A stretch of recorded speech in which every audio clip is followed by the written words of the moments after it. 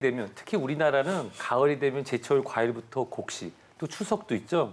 이러한 그런 환경적인 변화뿐만 아니라 자연스럽게 위산의 분비가 자주 되면서 우리가 식욕을 느끼게 된답니다. 근데 이제 해가 점점 짧아지잖아요. 오늘부터는 이제 6시 전에 해가 진다고 하는데 이때부터 우리 몸에도 변화가 옵니다. 몸에서 세로토닌이라고, 우리가 행복 호르몬이라고 들어보셨을 거예요. 그 세로토닌 호르몬이 점점 감소하게 됩니다. 이 세로토닌이라고 하는 호르몬이 충분히 있을 때는 식욕도 좀 떨어지고 만사가 다 즐거운데 호르몬이 줄어들면서 우리가 행복감도 줄어들고 근데 거기를 보상하는 심리로 식욕이 증가하는 것이 아닌가 그런 연구 결과가 많습니다.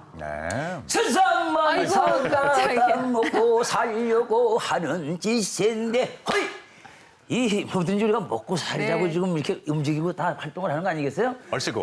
그러니까 우리가 이제 나쁜 일을 당했다, 무슨 못 볼 걸 봤다 그러면 에이 밥맛 없어, 에이 밥맛이야 이런단 말이야. 그러니까 밥맛이 난다는 건 살맛이 난다는 거고 살맛 난다는 건 밥맛이 난다는 건데 그 식욕이 좀 폭발한다고 그게 무슨 그렇게 큰 죄가 됩니까? 그러게요. 안 그렇습니까? 정말 지당하신 말씀입니다. 사실은 저희가 식욕이라고 하는 것은 살기 위해서는 어쩔 수 없이 꼭 필요한 부분인데요. 저희가 이제 이러한 식욕에 대한 부분이 결국에는 인체 내에서 견뎌낼 수 있는 정도의 식욕이어야 하는데 과도한 식욕으로 인해서 섭취하는 에너지 양이 너무 증가하게 되면 그 증가한 에너지가 결국에는 몸속에서는 잉여 에너지의 형태로 바뀌면서 지방을 쌓아놓게 됩니다. 도표를 저희가 이제 보시게 되면 도표에서 나타나는 것처럼 우리 몸속에 잉여 에너지가 증가하는 것이 굉장히 미량일지라도 즉 잉여 섭취량이 5%만 넘더라도 1년이 지나면 거의 6kg 정도의 체지방이 증가합니다.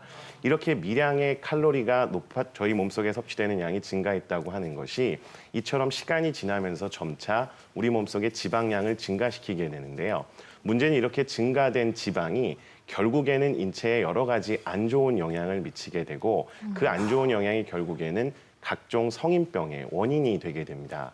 사실 여기서 더 중요한 부분은 그러면 나는 과연 얼마나 지방을 잘 견딜 수 있을까에 대한 부분인데요. 사람마다 사실 다 다릅니다. 식욕이 많아서 에너지 섭취량이 증가하고 체중이 증가했다고 해서 모두 문제가 되는 것은 사실 아니고요. 저희가 외국인 같은 경우에는 예를 들어서 저희가 여행을 갔을 때는 굉장히 뚱뚱하고 겉으로 봤을 때는 배도 많이 나온 사람인데 맞아요. 검사 같은 걸 해보면은 아무런 이상이 없는 사람들도 있습니다.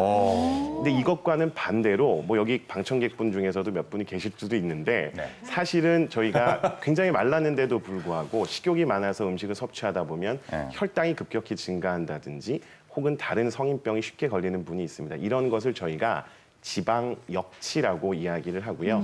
자신의 지방 역치에 넘어서는 정도의 에너지를 섭취하는 과도한 식욕이 문제가 되는 겁니다.